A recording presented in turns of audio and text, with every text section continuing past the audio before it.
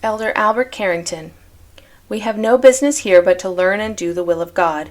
Yet though man is placed at the head of all the creations of our Father upon the earth, mankind are the only beings upon the earth who do not keep the law of their creation, and hence, instead of feeling proud and boastful, we should be humble and teachable. We have great occasion for thankfulness to our kind, wise Father in the heavens, that of all the children of God upon the earth we have received the principles of life, and we should be careful to be faithful, that we may avail ourselves of all the blessings the gospel promises. There are only two powers upon the earth, the powers of light and darkness, and though we have our agency, we can but choose between the two, good or evil. Intelligent beings, it would seem, must know intuitively that the practice of good alone can lead to happiness, knowing that God desires our welfare and to promote our happiness. How long, then, will it be before we learn to know His will and devote all our energy to it? There is no slavery but in sin, no freedom save in doing that which is right. So there is no happiness but in doing the will of God. While it is not expected that we should be alike in property any more than we are in countenances, it is expected that we shall be one in all things, even as the Father and Son, holding all things subject to the direction of our Father in the heavens. We are far from that at the present day. There are pride and vanity and a greed of gain here.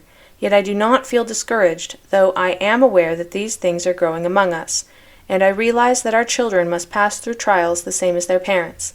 Yet it is obligatory upon us, to the extent of our ability, to give good instructions and to set good examples.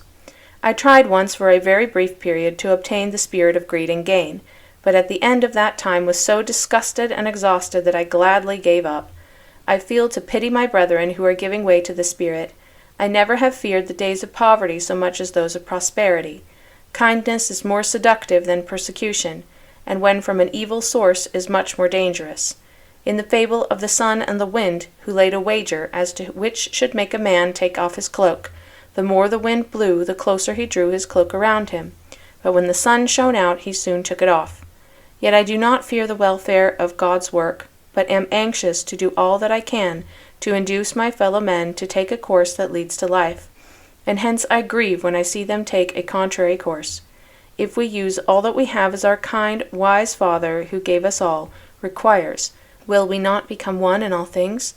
We can be one, and become perfect in our sphere, as God is in His, or we would not have been so commanded.